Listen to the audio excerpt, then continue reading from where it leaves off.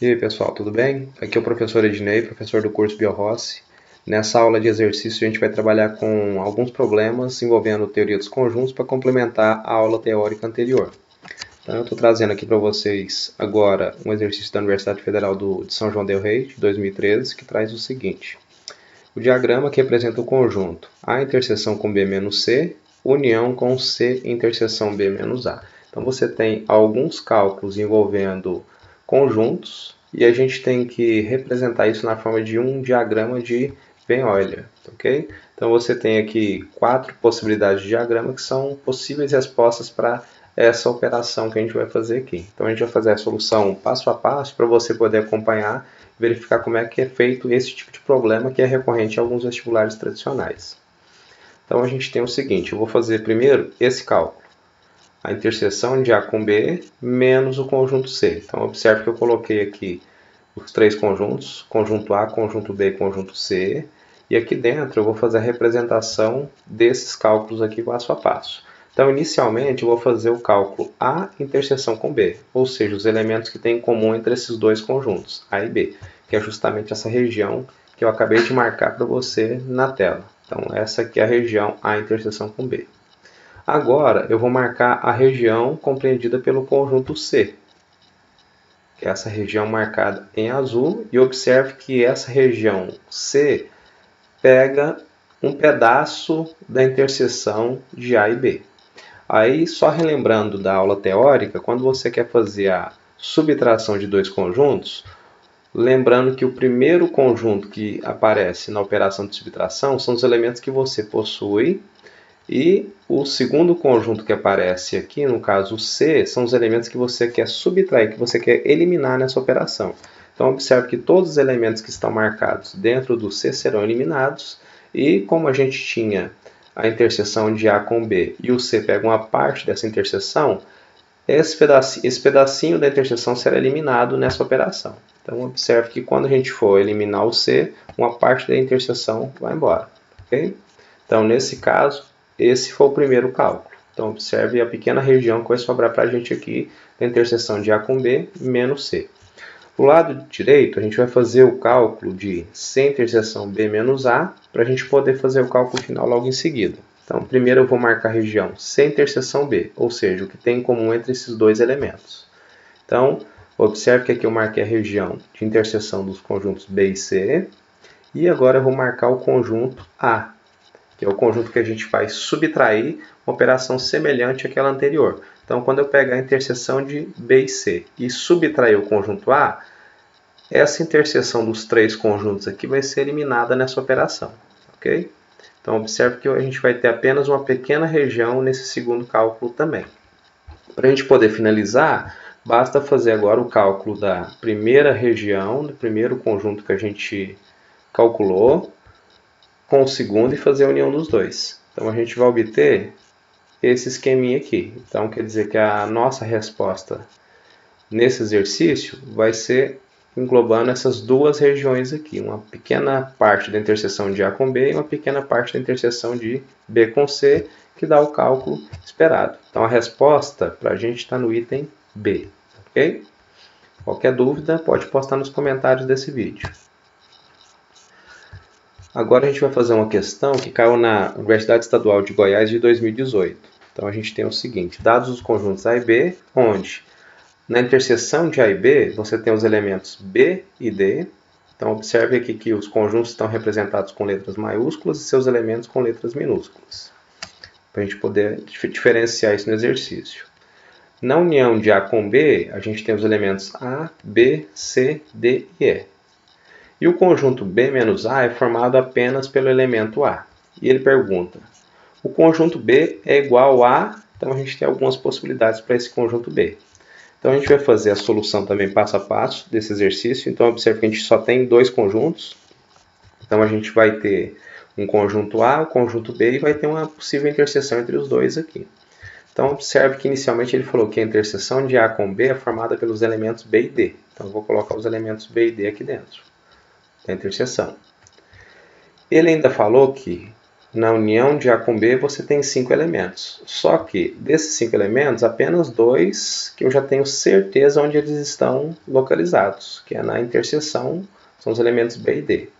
Os outros 3 elementos, o A, C e E, eu ainda não posso colocá-los aqui dentro.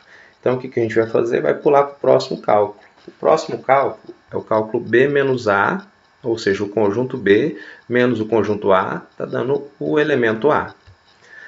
Aí, lembrando de novo da operação de subtração, o conjunto B é o conjunto que você possui e o conjunto A é o conjunto que você quer eliminar. Depois que você fizer todas as eliminações de elementos com o conjunto A, ainda vai sobrar um elemento dentro do B, que é o elemento A. Então, esse A vai ficar nessa região do B que ainda não possui elementos, que é a região justamente do B menos A. Então, a gente vai colocar o A aqui. Aí observe que ainda tem 2 elementos para a gente poder trabalhar com eles aqui, o C e o E. Colocando eles nessa posição, aí observe que o item correto ali é o item C. Eu marquei no slide anterior, mas está aqui a solução. Okay? Então, a solução para esse exercício são os elementos A, B e D que vão formar o nosso conjunto B. Okay? Agora, uma questão do Instituto Federal do Sergipe 2013. Então, a gente tem o seguinte. Em 2012, foi realizada uma pesquisa de mercado sobre a preferência de 300 alunos do IFS pelos produtos P1, P2 e P3. O estudo mostrou que, dos entrevistados, 20 consumiam os 3 produtos, 30 os produtos P1 e P2, 50 os produtos P2 e P3, 60 os produtos P1 e P3, 120 o produto P1 e 65 o produto P2. Considerando que todos os entrevistados deram a preferência a pelo menos um dos produtos, é correto afirmar que 15 entrevistados não consumiam nenhum dos produtos, 20 entrevistados consumiam somente o produto P2, 145 entrevistados consumiam somente o produto P3, 70 entrevistados consumiam os produtos P1 e P2, mas não consumiam P3, 20 entrevistados consumiam somente o produto P1. Então, esse tipo de problema é bastante recorrente, já caiu em provas do Enem, já caiu em vários vestibulares em todo o Brasil, então é um problema muito comum na teoria de conjuntos. Então, a gente vai resolver passo a passo também esse problema, lembrando que nesse tipo de problema, a gente sempre vai começar com um valor que pega os 3 conjuntos ao mesmo tempo, que é a interseção principal. Então, a gente vai colocar os 3 conjuntos aqui, P1, P2 e P3, e a gente sabe o seguinte, 20 pessoas consomem os 3 produtos, P1, P2 e P3. E aí, eu sei o seguinte, entre P1 e P2, eu tenho que ter 30 elementos na interseção. Só que a interseção de P1 e P2 é formada por 2 pequenas regiões, sendo que uma delas já tem 20 pessoas, quer dizer que as outras 10 pessoas, 30 menos 20, corresponde a outra região. Então, você tem que lembrar de subtrair esses elementos aqui antes de colocá-los nessa outra região, porque você já colocou 20 na parte central. E esse aqui é um erro muito comum dos alunos cometerem quando estão fazendo avaliações, tá ok? Aí eu tenho o seguinte, 60 pessoas consomem os produtos P1 e P3. Então, como eu já tenho 20 na interseção de P1 e P3, nessa outra região eu vou ter 60 menos 20. E entre P2 e P3 eu tenho que ter 50 pessoas e na região central eu já tenho 20. Então, nessa outra região eu vou ter 50 menos 20. Fazendo esses cálculos aqui, a gente vai ter os valores 10, 40 e 30. Agora, a gente vai calcular as regiões que estão faltando. A região que compreende somente os alunos que consomem P1, a região que compreende os alunos que consomem apenas P2 e a região que compreende os alunos que consomem apenas P3. Nas duas regiões P1 e P2, a gente já tem as informações prontas no enunciado. São 120 alunos que consomem P1. Só que dentro do P1 eu já tenho 3 regiões conhecidas. Em uma delas eu tenho 10 alunos, em outra 20 e na outra 40, totalizando 70 alunos. Então quer dizer que na região que está faltando aqui no P1, a gente vai ter 120 menos 70.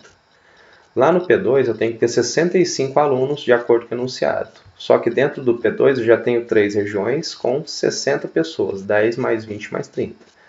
Totalizando 65 menos 60, e aqui a gente vai ter 5 alunos nessa outra região em P2. Então, eu tenho essas quantidades aí. Observe que está faltando apenas essa região formada pelos alunos que consomem somente P3. E lembrando que no enunciado ele falou o seguinte, são 300 alunos nesse instituto e cada um desses alunos consome pelo menos um dos 3 produtos. Então, quer dizer que na região restante aqui, você vai ter 300 pessoas menos as pessoas que já aparecerem em alguma das regiões apresentadas no exercício. Se você fizer a soma de 50, 10, 40, 20, 30 e 5, você vai ter 155 pessoas, totalizando então 300 menos 155, que dá 145. Voltando nas nossas alternativas, a gente vai ver que a alternativa correta é o item C. Então, são 145 entrevistados consumindo somente o produto P3, ok? Para mais um exercício. É um exercício do Instituto Federal do Ceará de 2014. É um exercício um pouquinho trabalhoso e a gente tem que tomar um cuidado extremo com essas notações aqui. Não é um exercício muito recorrente nos vestibulares mais atuais. Até uns anos atrás caiu bastante esse tipo de problema, mas nos vestibulares mais recentes não tem caído tanto. E ele fala o seguinte, considerando as relações de pertinência e inclusão entre elementos e conjuntos, assinale a alternativa que indica o uso incorreto da notação. Então, observe o seguinte, na letra A, ele está trazendo para você, vamos colocar passo a passo aqui primeiro. Na letra A, ele colocou o seguinte, você tem o conjunto vazio, pertence a esse outro conjunto formado por 2 elementos. E observe que esses 2 elementos que aparecem aqui dentro são 2 conjuntos também. O conjunto vazio e um conjunto formado pelo elemento A. Então, nesse caso, eu teria um conjunto de conjuntos. Então, quer dizer que eu posso afirmar que o meu conjunto vazio é um elemento desse outro conjunto maior. Okay? Então, nesse caso, a gente vai ter um item correto. Já no item B, a gente tem o seguinte. O elemento A pertence a esse conjunto. Aí observe que nesse conjunto você tem um A sem o colchetes e um A com colchetes, ok? Então quer dizer que esse A está se referindo ao primeiro A, o A que aparece na primeira posição desse conjunto. Então eu posso afirmar realmente que o A pertence a esse conjunto, ok? No item C, ele fala o seguinte, o A com esses colchetes está contido nesse outro conjunto. Aí, um detalhe, tem que se atentar para o seguinte fato. Esse A com colchetes, para ele estar contido dentro desse outro conjunto, quer dizer que esse A com esses colchetes tem que ser um conjunto que vai estar dentro de outro conjunto. Então, nesse caso, ele também está se referindo ao primeiro A desse conjunto, com colchetes ao redor dele, para mostrar que esse A aqui vai formar um subconjunto desse conjunto maior. Então, a gente tem que tomar cuidado extremo com essas notações aqui, também o item correto. O item D, que é o item incorreto, a gente vai ver por que aqui. Você tem o seguinte, um subconjunto formado pelos elementos A e B, ele está afirmando aqui que pertence ao conjunto A, B, C e D. Na verdade, o símbolo correto aqui seria o símbolo de inclusão, o símbolo de estar contido. Se ele tivesse colocado estar contido aqui, seria o item correto. Então, o único erro é esse pequeno detalhe aqui, ok? E só para a gente poder finalizar o exercício, o item E traz para você o seguinte. O conjunto vazio está contido dentro desse outro conjunto. Observe que esse item é muito parecido com a letra A. Na letra A, ele estava falando de conjunto vazio pertence a esse conjunto, e aqui na letra E, o conjunto vazio está contido dentro desse conjunto. Então, observe que esse item também está correto, porque na parte teórica, não sei se vocês recordam, eu falei o seguinte, o conjunto vazio é um conjunto que está contido dentro de todos os conjuntos que a gente conhece. Então, o conjunto vazio vai estar contido nesse conjunto também. Okay? Então, também o item correto. Então, a resposta que ele espera é o item D.